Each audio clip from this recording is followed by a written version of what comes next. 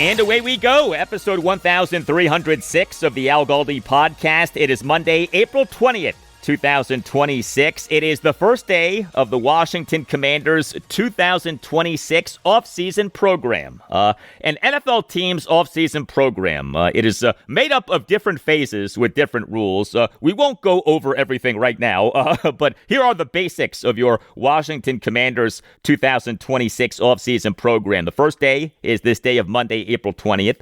The team is conducting a 3-day rookie minicamp from May 8th through the 10th.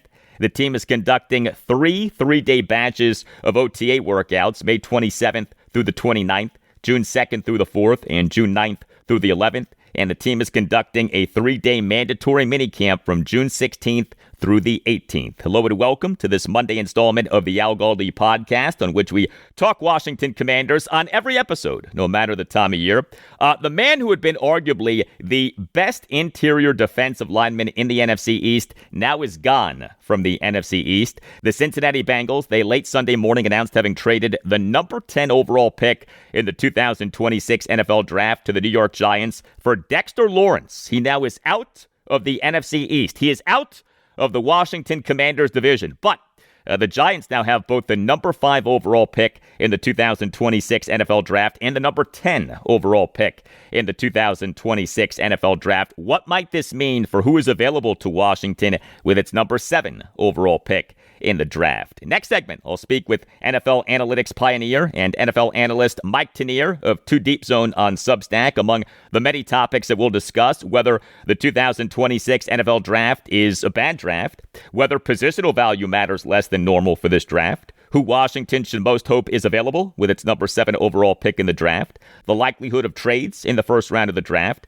the phenomenon of Washington general manager Adam Peters rebuilding while also contending, and the truth about Philadelphia Eagles quarterback Jalen Hurts, as Mike is a big-time Eagles fan. Mike Tanier talking Washington Commanders and more next segment. And also on the show, I'll talk Washington Nationals and Baltimore Orioles. Each team in MLB's 2026 regular season now is 10-12. The Nats over the weekend lost 2 out of 3 games against the San Francisco Giants at Nationals Park. The O's over the weekend concluded losing 3 out of 4 games at the Cleveland Guardians. So before we get to feedback, some college basketball, a major defection for VCU. One of the Rams' best players this past season, 6'3", Terrence Hill Jr. He on Sunday morning on Instagram confirmed that he is transferring to Tennessee.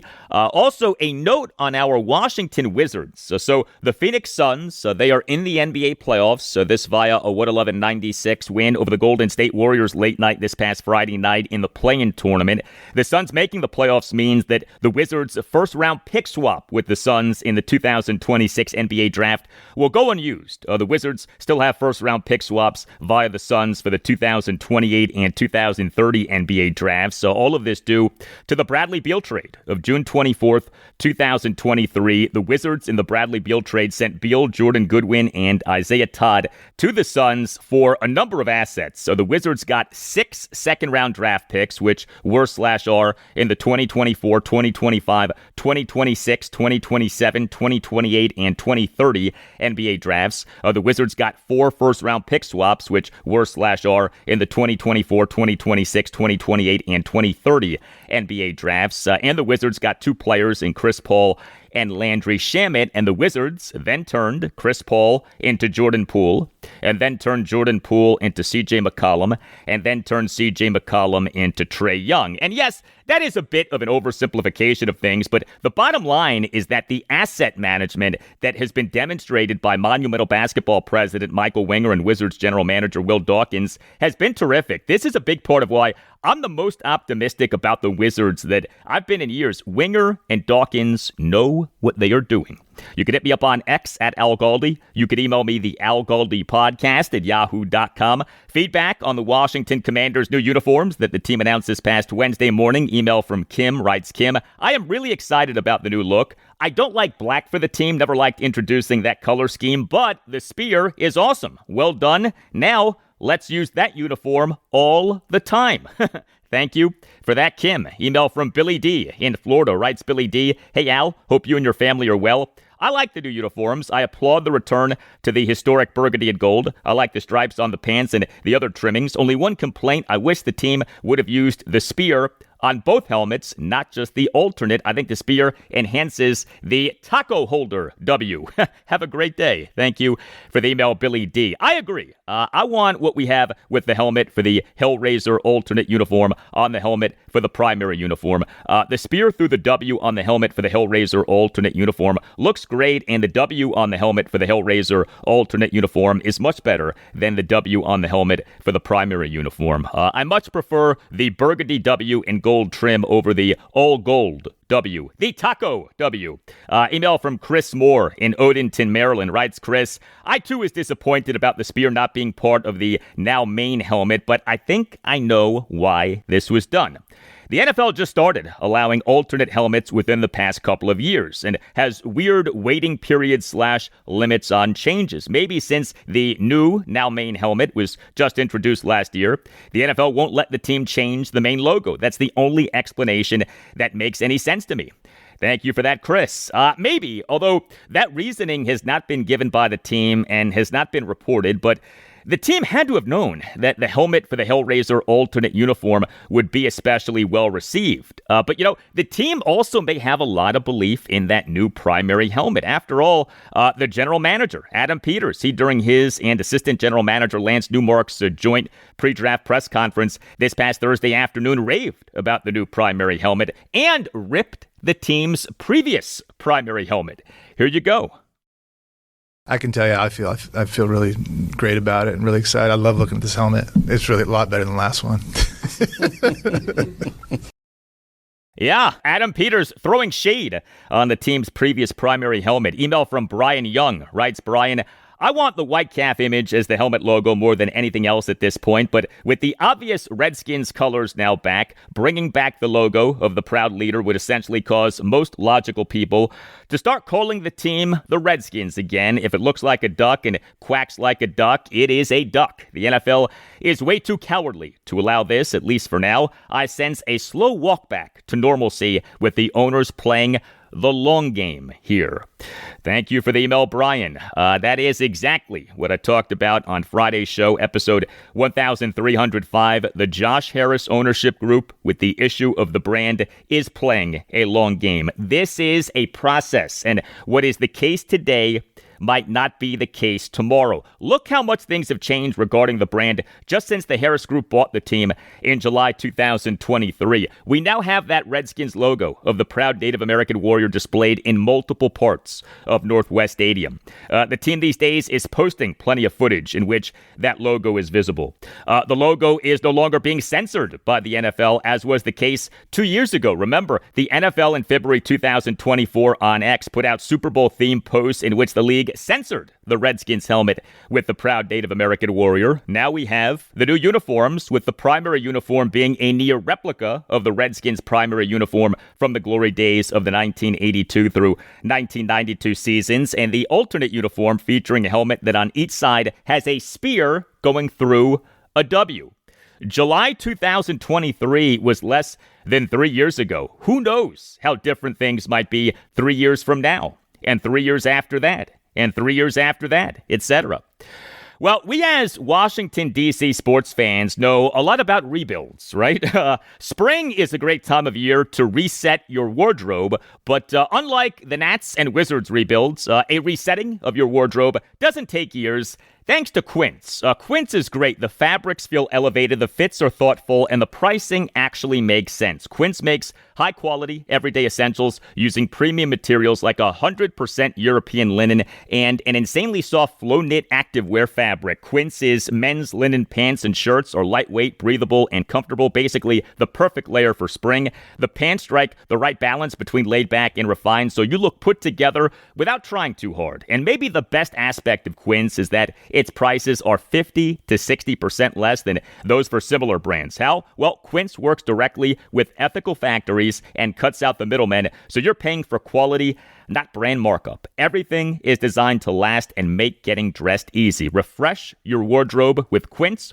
Go to quince.com/Galdi for free shipping on your order and 365-day returns. Now available in Canada too. That's QUINCE.com/Galdi. Free shipping and 365-day returns. Quince.com/Galdi.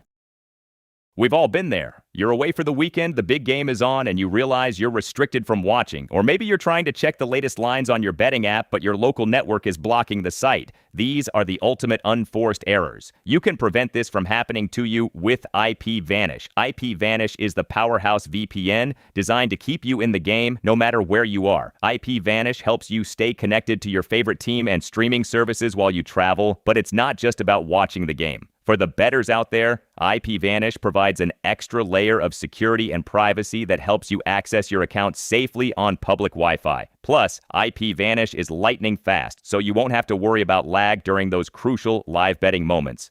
Right now, get a massive discount at IPVanish.com. That's IPVanish.com to get started today. Secure your play and go to IPVanish.com. Big thanks to our sponsor, BetterHelp, for partnering with us for this important conversation about mental health. This is Steve Smith here, former NFL wide receiver and host of the 89 show on YouTube. So having a counselor and working with BetterHelp, that gives you an opportunity to really start to unpack, but people don't understand when you unpack things, you also open up a box that you're not always sure what's inside. So I think that's why seeing a professional is extremely important. If you need someone to open up to, visit BetterHelp. That's betterhelp.com/89 to get started.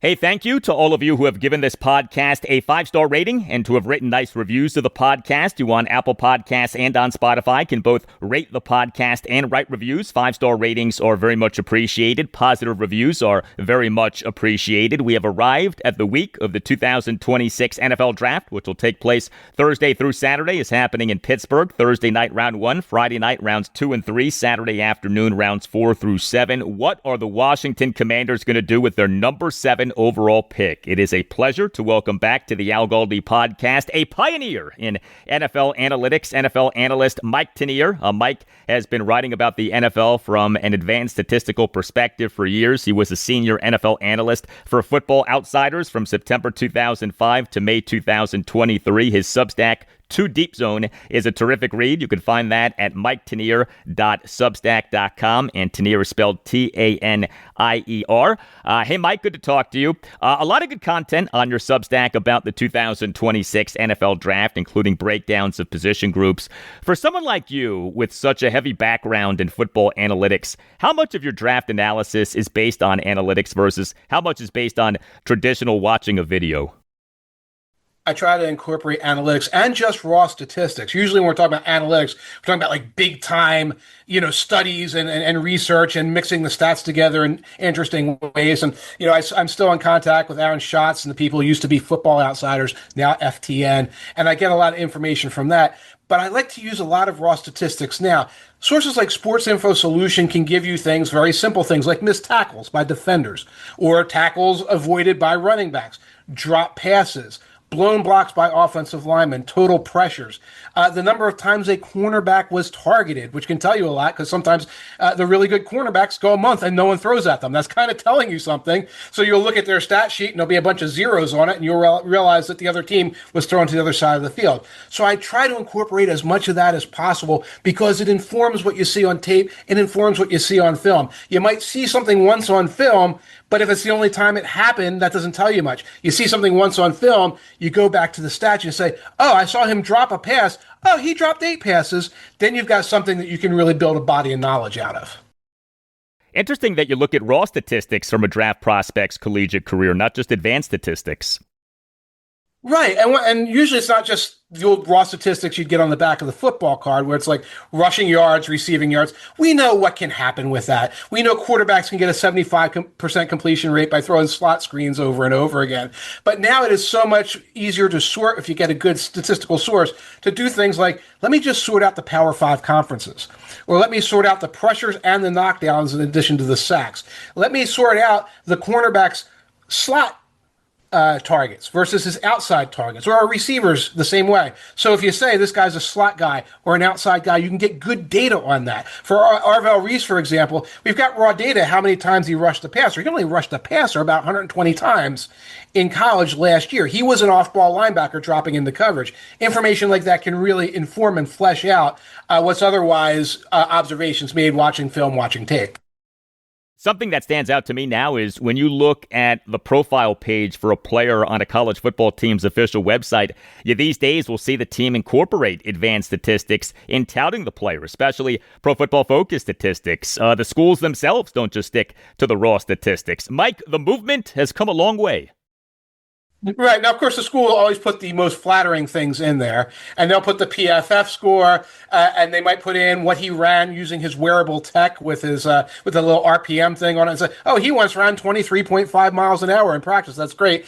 It's interesting information. You want to get it from a less biased source, of course. All right, the 2026 NFL Draft. Is this a bad draft? Is this just an unusual draft? What is the proper description of the nature of this draft? It is an unusually bad draft. I have been covering drafts for about 25 years. I've been doing it on the internet for really, I guess, almost 20 years.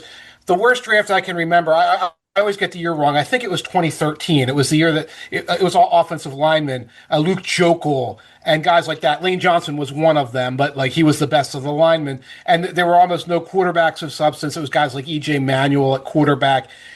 This draft, I think, is weaker than that one because at least the offensive linemen in that draft really were elite. There were guys who wound up playing in Super Bowls and things like that. This is a tricky draft because there's a couple of really, really good defenders. There's really good running back. There's a really good tight end. There's one pretty good quarterback. And then you sort of get into guys that I think of as second-round picks somewhere in the middle of the first round. Where to you does the 2026 NFL Draft actually essentially start? Is that just with the New York Jets' number 2 overall pick, given that we basically know that the Las Vegas Raiders are taking Indiana quarterback Fernando Mendoza at 1? A lot of mocks do have the Jets at 2 taking Ohio State edge defender / linebacker Arvell Reese. So you could argue that the draft starts at 3. What say you? I think it might start at 2 because it's not 100% clear whether it's Arvell Reese or it's David Bailey. So it's kind of like Mendoza, whichever defender the Jets like, and then you start getting into this interesting place. You start getting to teams like the Tennessee Titans who are talking about the defenders, but they're also talking about Jeremiah Love. And you get to the Cardinals, this team that's kind of a wild card in terms of they could use just about everything. So really, unless you just say, well, number 2, the Jets are going to take whichever defender they like, it's probably going to be one of the edges, and then we go. It really starts with number 3. The 2026 NFL Draft being viewed as a bad draft and a draft in which a good number of the perceived best players play non-premium positions has led to the conversation that positional value as it relates to this draft doesn't matter so much. Where are you on that? That's an interesting thing because, again, I think Jeremiah Love, running back Notre Dame, is one of the 2 or 3 best players on the board, regardless of position, on everybody's board. You look at him and say, that is another Bijan, another Saquon. That's who this guy is. You know it. Normally, those of us in the analytic background are going to be like, you don't want to take that guy until the middle of the first round. You want to be a team that's set at other positions. You want to be a team like, I don't know, the Bengals or somebody like that along the way where you say, we've got quarterbacks, we've got all these other things. The Cowboys maybe. Oh, we're a step or 2 away. We need this guy. This year, if you pass on Jeremiah Love at 3rd, 4th, 5th, where the Commanders pick wherever, you have to ask yourself, am I taking the 2nd or 3rd best player on the board at some other position? Am I doing that?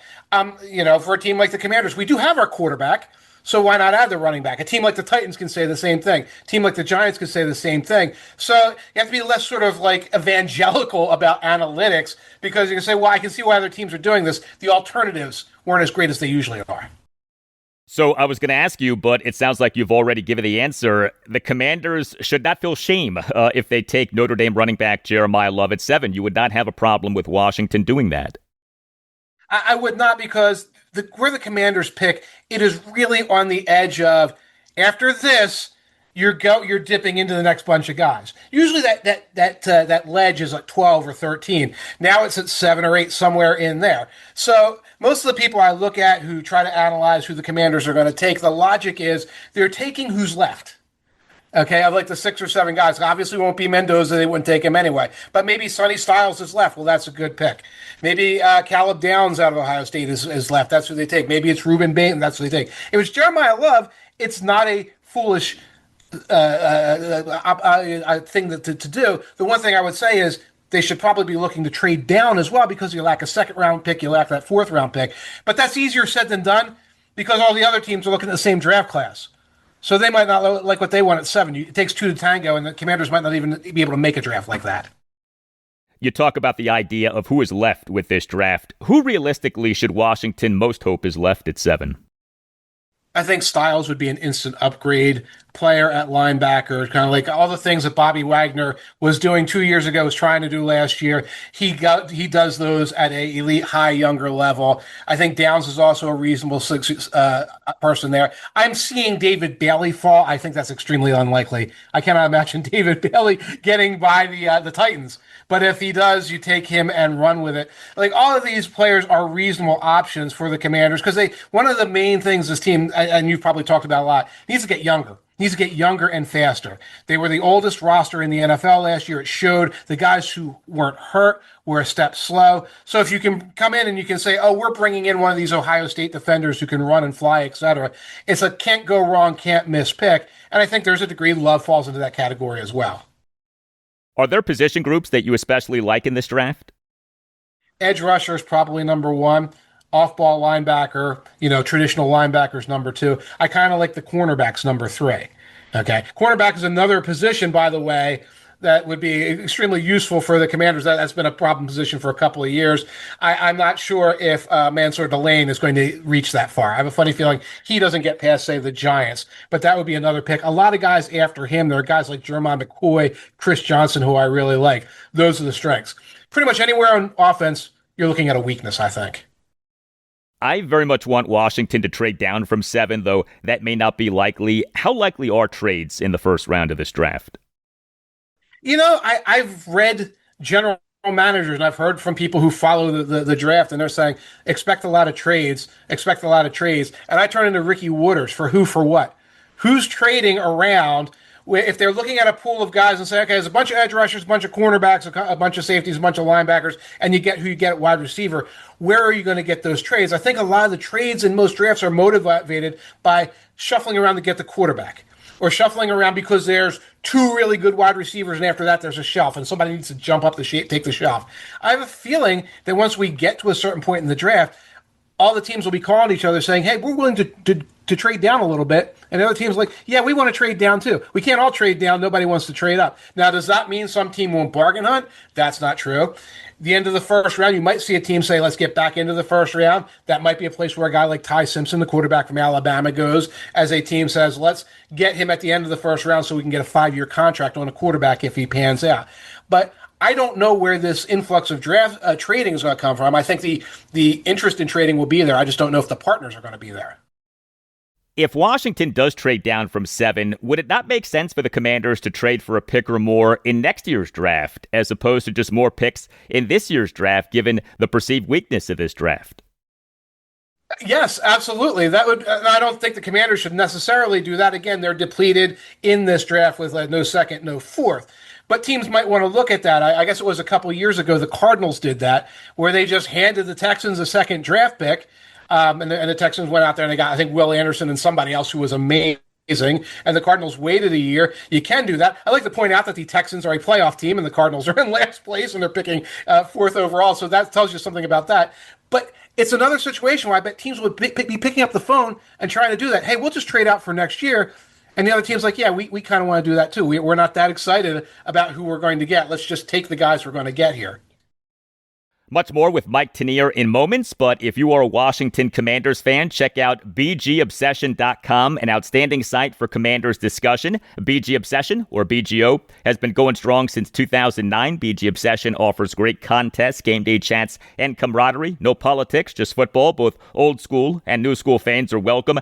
Check out the 6th annual BGO On the Clock Commanders Draft Pool. Visit and join BGO at bgobsession.com, bgobsession.com, home to your burgundy and gold obsession. We're talking with NFL analyst Mike Tanier of Two Deep Zone on Substack. You on your Substack on March 23rd published your NFC free agent progress reports. You wrote the following about Washington, quote, "There's an almost palpable humility to these moves when compared to the last two off seasons. No one is too old or too expensive. The Commanders are being aggressive without being foolish. They're better now than they were 3 weeks ago, and they are also built to escape the binge and purge cycle of the last two off seasons," end quote. I like what you wrote. Expound on what you wrote, if you would.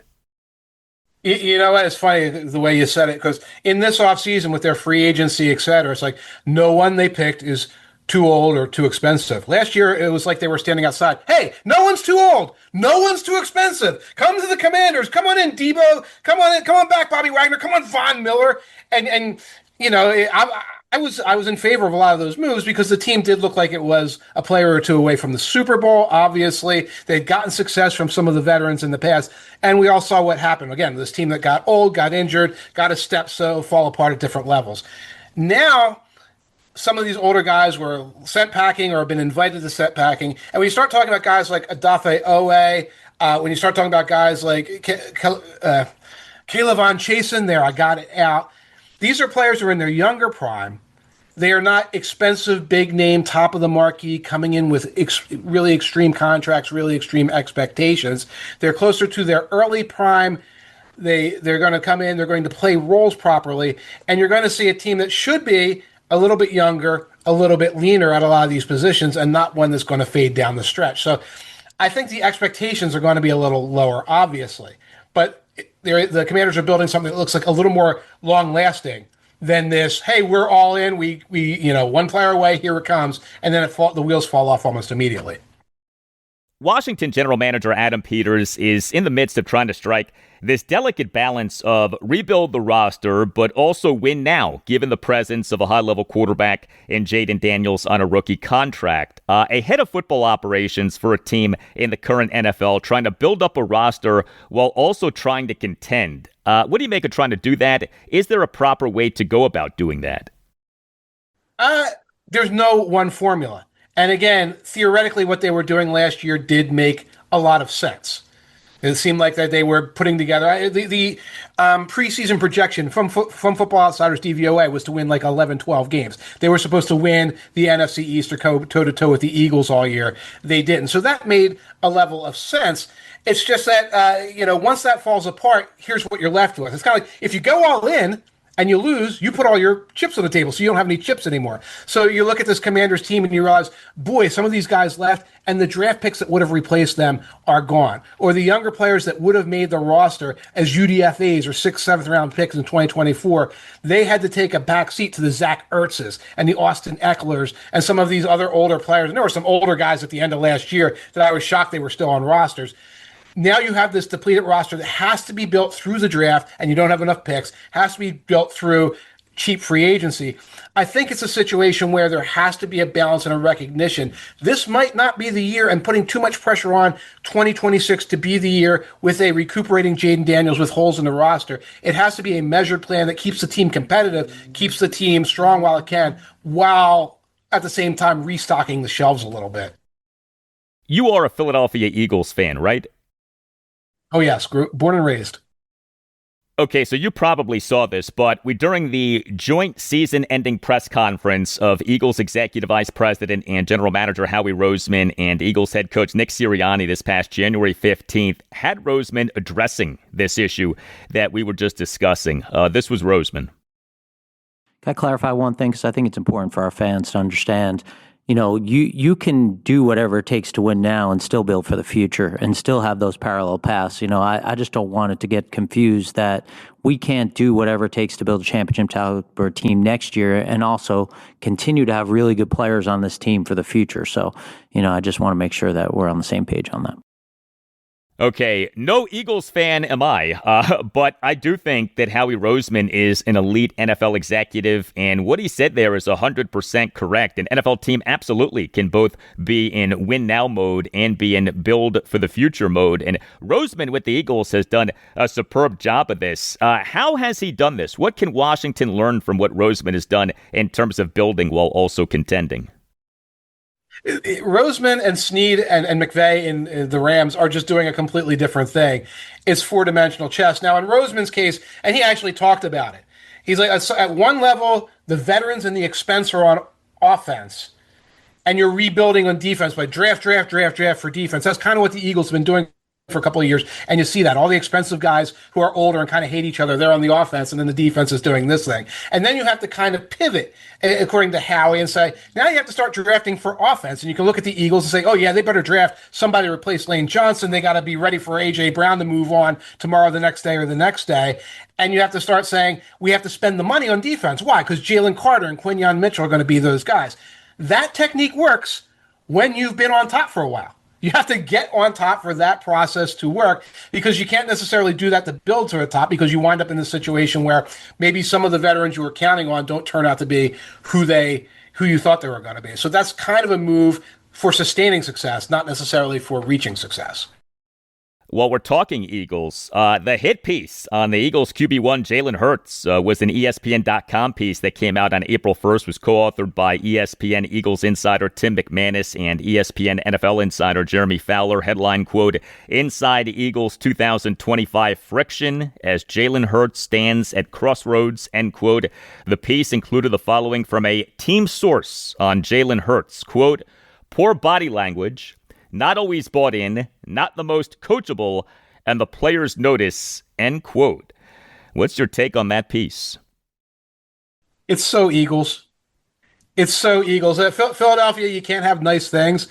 I think it honestly reflects some of the things that are going on within the building between Sirianni and Roseman and Lurie and Hurts and A.J. Brown and some of the other veterans there, that these frustrations are building. That doesn't mean I think Hurts is at fault necessarily, so much as I think there's people in the building who think Hurts is at fault, and that there is an impasse and there's a friction there.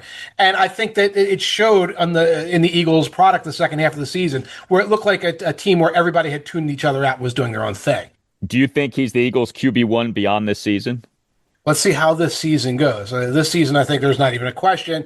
Then you do reach the point where, and one of the things with Howie Roseman contracts, it's like trying to read ancient Latin or something like that. They are so complicated. It looks like next year the Eagles could maneuver that contract. They could move on for it, etc. Let's see what happens. I think one thing that's key right now, Sean Mannion is there. They want to see if Sean Mannion is working within Sirianni and Hurts to create a functional relationship. Jalen Hurts led the Eagles to the Super Bowl title for the 2024 season. He has torched Washington plenty of times, but there is a good bit of criticism out there about him. Is he a good quarterback or isn't he? He is good, but there are a couple of things he does not do well and doesn't seem to want to get better at doing or want to start doing well. Does not throw over the middle of the field particularly short at all. Like, avoids it in any way. He is not very good at checking down into the flats to a detriment where, I'll sit in the Eagles bar and Saquon Barkley will be standing all alone on the flat on like 2nd and 10. It's like, that looks like an 8-yard gain. Why don't you go get that? And Hurts will be looking, he prefers to look for his guys. So he is outstanding on deep passes. He's outstanding at creating a rhythm and a connection with Smitty, Devontae Smith, and with A.J. Brown when they're getting along, etc. He obviously is the best short yardage quarterback in NFL history. Some of these other things, but you have to take those really strong talents and mix them with the fact that some of these things are like, I don't do windows. These are things that he either has to get better at, has to come to terms with, or the team has to say, well, we just have to build around that forever.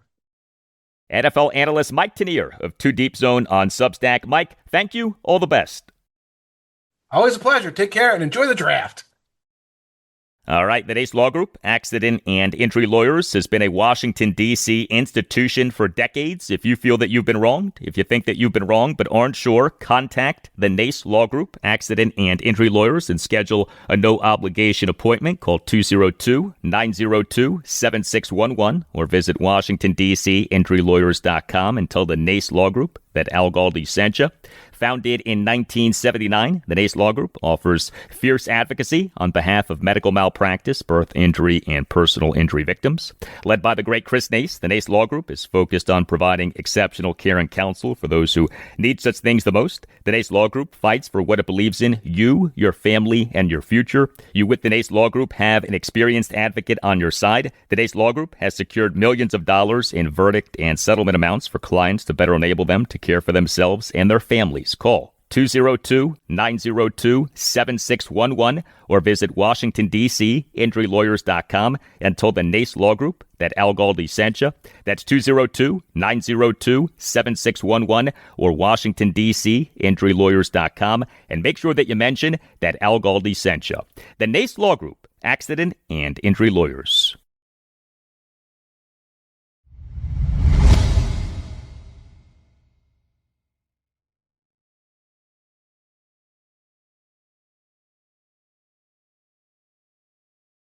When it comes to the Washington Nationals in this season number 1 of a restarted rebuild, nothing with their pitching is simple or easy. Their offense being so good has been one of the biggest surprises in MLB, but the Nats pitching being so bad has been as expected. And we, over the weekend, had more adventures with the Nats pitching in the team losing 2 out of 3 games against the San Francisco Giants at Nationals Park. Friday evening, a 10-5 loss to the Giants. Saturday, a 7-6 12-inning loss to the Giants, in a game in which the Nats blew a 5-1 third-inning lead but overcame a 6-5 ninth-inning deficit. The game took 3 hours and 32 minutes, but Sunday afternoon, a 3-0 win over the Giants to avoid a 3-game sweep as opener P.J. Poulin, bulk pitcher Miles Mikolas, and reliever Andrew Alvarez combined for an 8-hit shutout with 9 strikeouts versus 1 walk. The Nats in MLB's 2026 regular season now are 10-12, 8-5 on the road versus 2-7 at home. The Nats have a team OPS of 742. That's good. But they have a team ERA of 5.65. That is bad. And this series began with 2 very disappointing outings from Nats starting pitchers. The 10-5 loss to the Giants on Friday evening. Zach Littell allowed 8 runs in 4 innings. He gave up 11 hits, which were 2 home runs, 2 doubles, and 7 singles. He did have 4 strikeouts versus 1 walk, and he did throw a lot of strikes, 77 pitches, 50 strikes, just 27 balls. But he per StatCast allowed 8 exit velocities, each of at least 99.6 miles per hour. He got hit hard. Littell, in the top of the second, allowed 6 runs on a home run, a double, 5 singles, and a walk. The homer was a 3-run homer by Elliot Ramos to center field on a 1-2 pitch for a 3-0 Giants lead. The homer went a projected 416 feet per StatCast. Littell, in the top of the 4th, allowed 2 runs on a home run, a double, and a single. That homer was a leadoff homer by Drew Gilbert to right field for a 7-1 Giants lead. Zach Littell over 4 games, including 3 starts in this regular season, ERA of 7.11, whip of 1.74.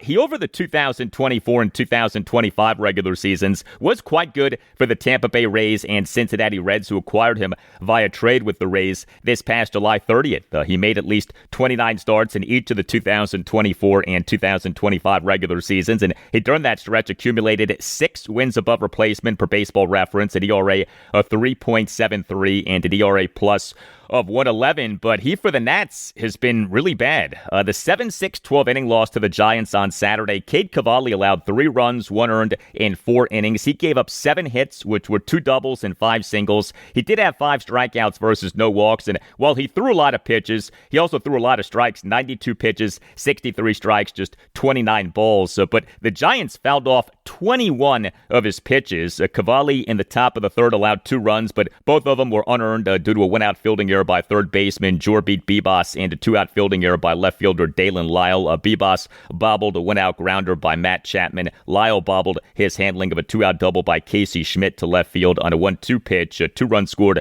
on that play to cut the Nats lead to 5-3. But still, Cavalli was not good. Cade Cavalli over 5 starts in this regular season. ERA of 4.12, whip of 1.73. He's lucky that ERA isn't higher given how high that whip is. And how about his innings pitched? A mere 19 2/3 over 5 starts. And the 3-0 win over the Giants on Sunday afternoon. The Nats used an opener who was relief pitcher P.J. Poulin. He tossed 2/3 of a scoreless inning as he in the top of the first faced 4 batters and got 2 outs, although one of the batters who reached base did so via a fielding error by third baseman Brady House. And then starting pitcher Miles Mikolas came into the game as the Nats' bulk pitcher, and Mikolas did well. He tossed 4 scoreless innings with 4 swinging strikeouts versus 1 walk. He gave up 4 hits, all of which were singles. He threw a lot of strikes, 61 pitches, 40 strikes, just 21 balls. So he did commit a throwing error, but Mikolas was so much better than he had been over his first 4 outings, including 3 starts in this regular season. ERA of 11.49, whip of 2.17. Those numbers are hideous. This is his age 37 season, but Mikolas on Sunday afternoon was good. During Nats manager Blake Butera's postgame press conference on Sunday afternoon, had this exchange between my co-host on the Nats Chat podcast, Nats insider Mark Zuckerman of NatsJournal.com, and Butera, and then you'll hear a follow-up exchange. What can Miles take from this one? I know he's been around a long time, but sometimes you need a game like this to kind of get a little confidence boost. Yeah, he was fired up. He was so happy, and that was so good to see. He's awesome, man. Like the more you get to know Miles, like he really just wants to do anything he can to help us win. And the amount of times he says that, the different roles we've put him in, the different situations we've given him this year, from starting to following an opener to having a starter pitch behind him, different things. Every time he's like, whatever I can do to help us win, that's what I want to do. And he's all in between all of his outings. He's working on different things to get better. Couldn't be happier for Miles. He had a huge smile on his face, and it made all of us happy. Do you expect to continue to play around with how you use him, or could you see him one day going back to being a true starter?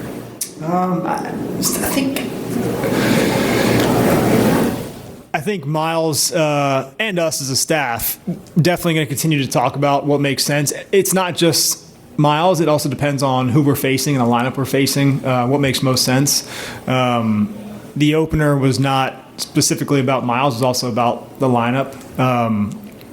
And yeah, I think overall, just when Miles throws the way he threw today, it definitely allows us more opportunities and allows us to be a little bit more open-minded in what makes the most sense for Miles and also our club.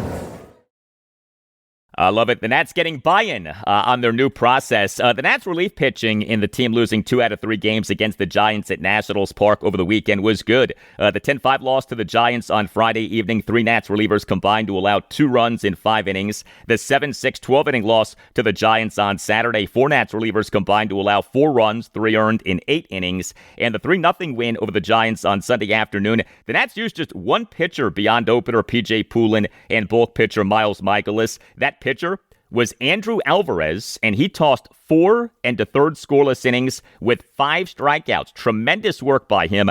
The Nats on Sunday morning announced having recalled Alvarez from AAA Rochester. They took him in the 12th round of the 2021 MLB first-year player draft out of California Polytechnic State University. He was named the Nats 2023 Minor League Pitcher of the Year. He, for the Nats at the major league level last regular season, was good, albeit in a limited sample size, but 5 games, all starts, ERA at 2.31, whip of 1.114, wins above replacement per Baseball Reference of 0.6, and Alvarez on Sunday afternoon was very good, although the Nats on Sunday evening announced having optioned Alvarez back to AAA Rochester. This was Blake Butera during his postgame press conference on Sunday afternoon before the Nats optioned Alvarez back to AAA Rochester, talking about Alvarez, and then you'll hear multiple follow-up exchanges. Yeah, we brought Alvy here. He's been throwing the ball well in AAA.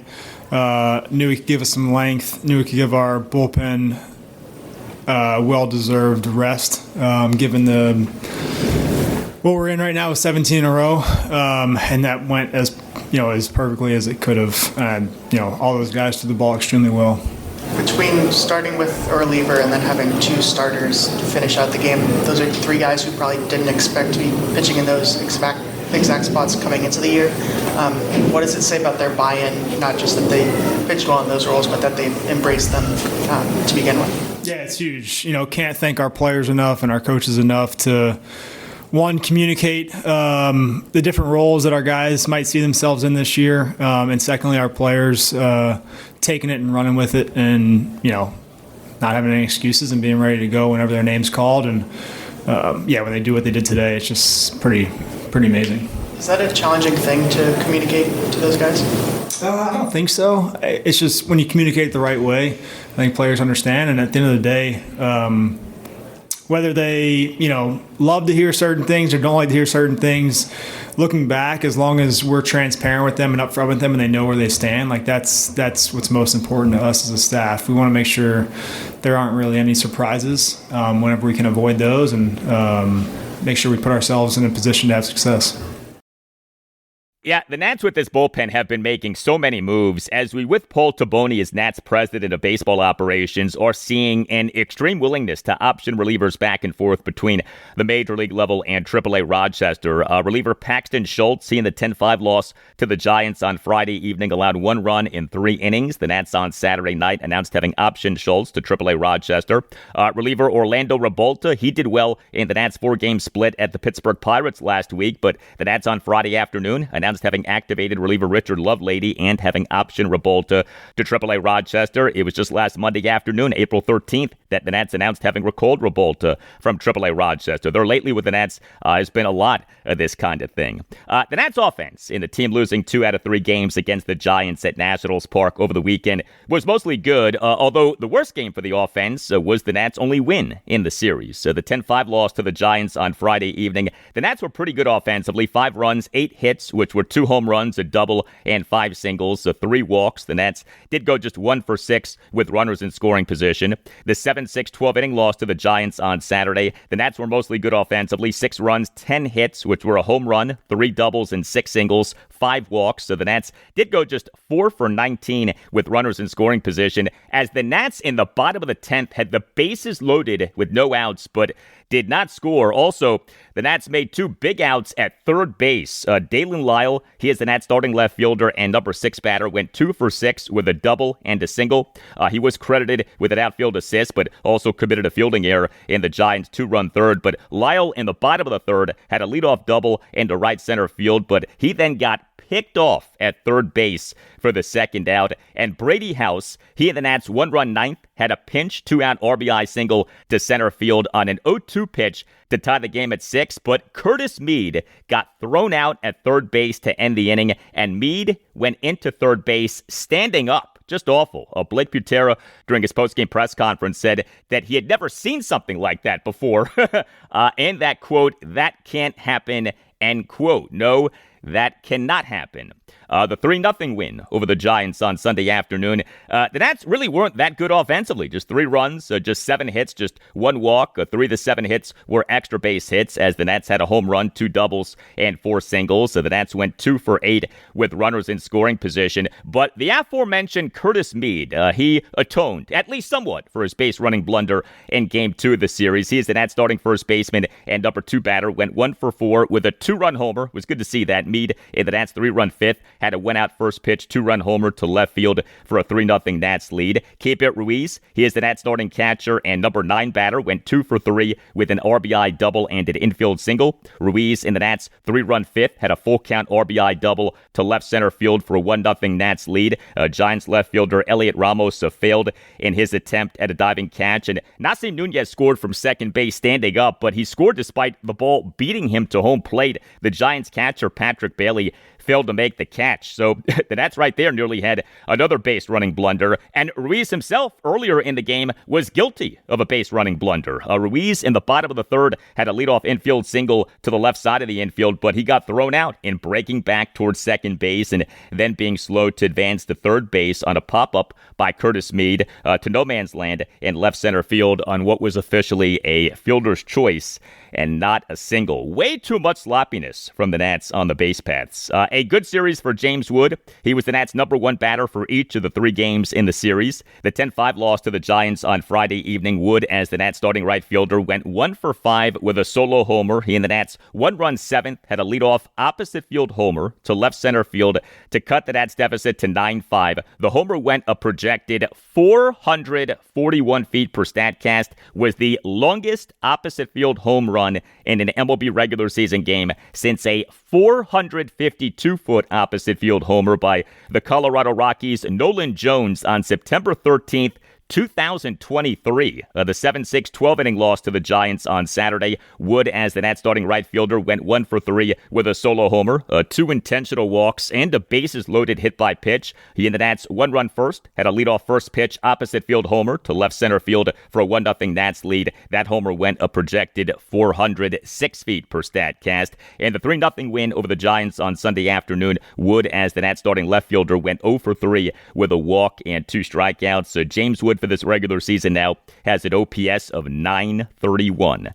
Next up for the Nats is a 4-game series against the Atlanta Braves at Nationals Park. The Nats have listed the following starting pitchers as probables for the series. Game 1, Monday evening at 6:45, Jake Irvin. Game 2, Tuesday evening at 6:45, Foster Griffin. Game 3, Wednesday evening at 6:45, Zach Littell. Game 4, Thursday afternoon at 1:05, Cade Cavalli. If you are among the many people for whom buying eyeglasses has been complicated and costly, check out Warby Parker. Warby Parker, W-A-R-B-Y Parker. Nothing comes close to the quality, price, selection, and customer service of Warby Parker, which has revolutionized buying eyeglasses. Once you buy from Warby Parker, you realize how much easier it has made the entire process. Warby Parker's virtual try-on is a total game changer. You literally can try on glasses from your phone before you buy them. You just point your camera and boom, you see tons of frames on your face in real time. Warby Parker's prescription glasses start at $95, so you can actually get quality and stylish frames at an affordable price. And Warby Parker doesn't just offer incredible prescription glasses. It has everything that you need for happier eyes, including contacts, online eye exams, and sunglasses. Warby Parker is covered by major eye insurance plans. And how about this with Warby Parker? For every pair of glasses that Warby Parker sells, it also gives a pair to someone in need. Warby Parker has distributed over 20 million pairs of glasses to people in need through its Buy a Pair, Give a Pair program. Warby Parker is offering a great deal to listeners of the Al Galdi podcast. Right now, buy 1 prescription pair and get 20% off any additional prescription pairs at warbyparker.com/Galdi. That's 20% off additional prescription pairs when you go to warbyparker.com/Galdi. warbyparker.com/Galdi.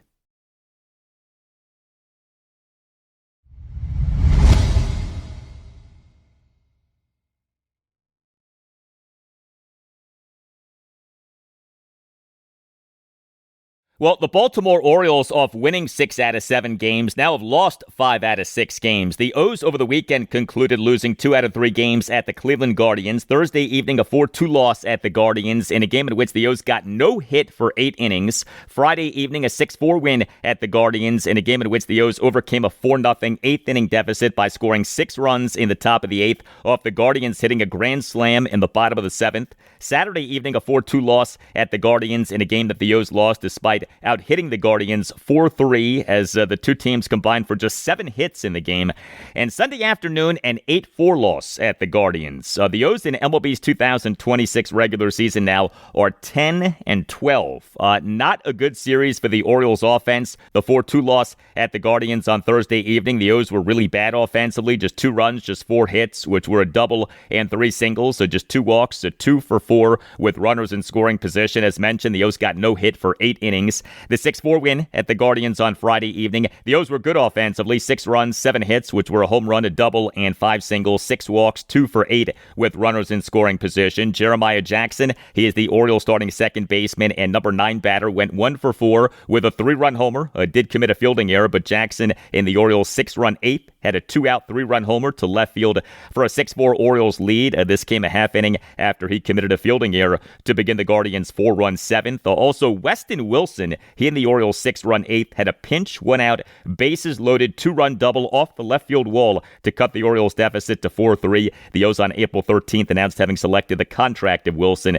from AAA Norfolk. The 4-2 loss at the Guardians on Saturday evening. The O's were not good offensively, just 2 runs, just 4 hits, just 1 walk, 0 for 4 with runners in scoring position, 16 strikeouts. So 3 of the 4 hits were extra base hits as the O's had 2 home runs, a double, and a single. Gunnar Henderson, he is the Orioles starting shortstop and number 1 batter, went 2 for 4 with a solo homer and a single. Leody Taveras, he is the Orioles starting center fielder and number 6 batter, went 1 for 3 with a solo homer and a walk. Taylor Ward, he is the Orioles starting left fielder and number 2 batter, went 1 for 4 with a double. And the 8-4 loss at the Guardians on Sunday afternoon. The O's were at best so-so offensively. 4 runs, just 5 hits, which were a home run and 4 singles, 4 walks, 1 for 10 with runners in scoring position, 12 strikeouts. Taylor Ward, he is the Orioles starting left fielder and number 1 batter, went 2 for 5 with a 3-run homer and a single. Ward and the Orioles' 4-run fifth had a 1-out 3-run homer to left field to cut the Orioles deficit to 5-3. Taylor Ward for this regular season now has an OPS of 843.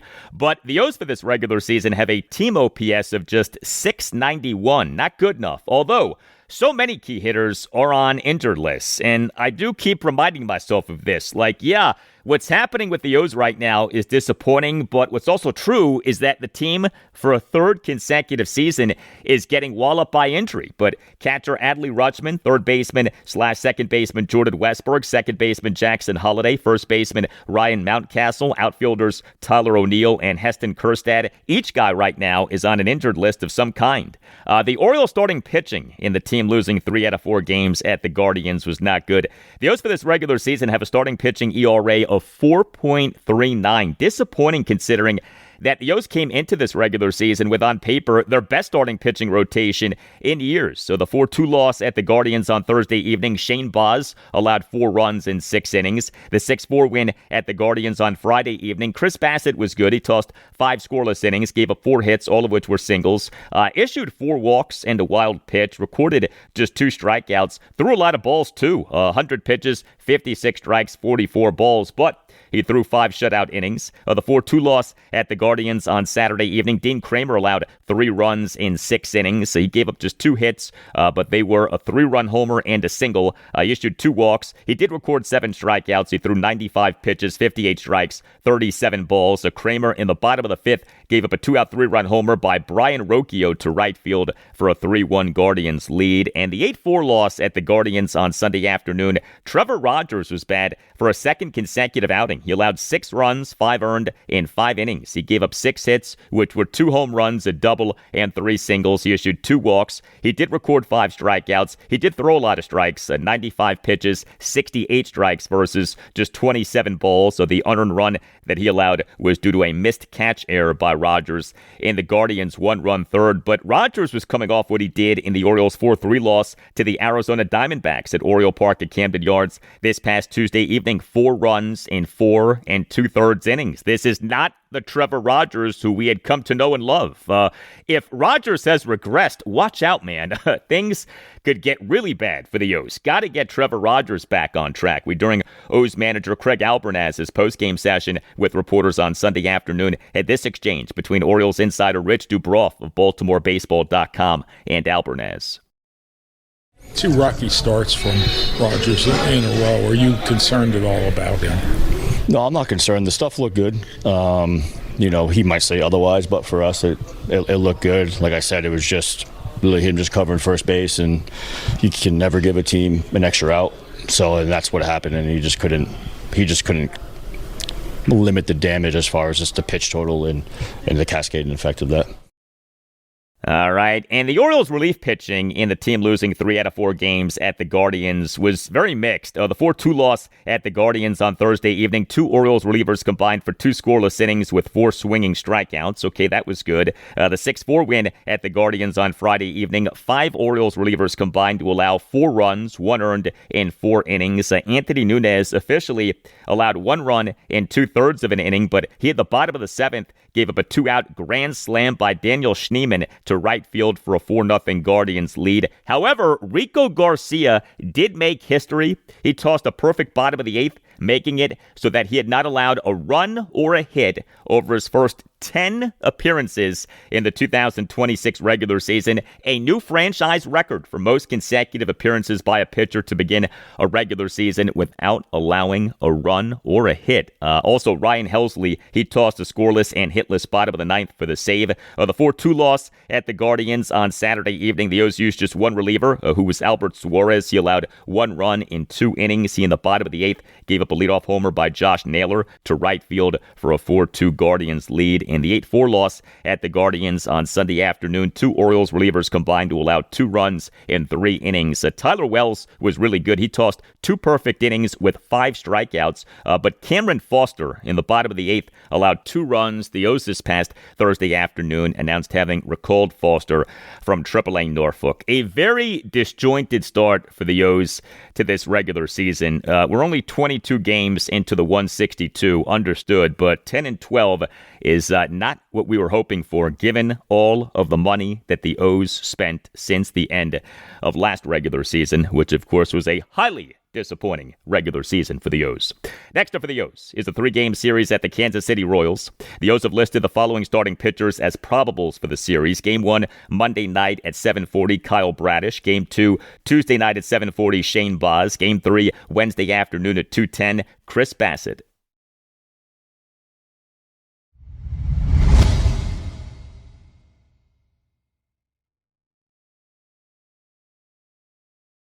And that'll do it for you and me for now, but there's more to come. Tuesday's show, episode 1307. We'll have plenty for you on the Washington Commanders. Also on Tuesday's show, I'll talk Washington Nationals and Baltimore Orioles. The Nats are home to the Atlanta Braves Monday evening at 6:45 for Game 1 of a 4-game series. The O's are at the Kansas City Royals Monday night at 7:40 for Game 1 of a 3-game series. Have a great rest of your Monday, and I'll talk to you on Tuesday. I can tell you, I feel really great about it and really excited. I love looking at this helmet. It's really a lot better than the last one.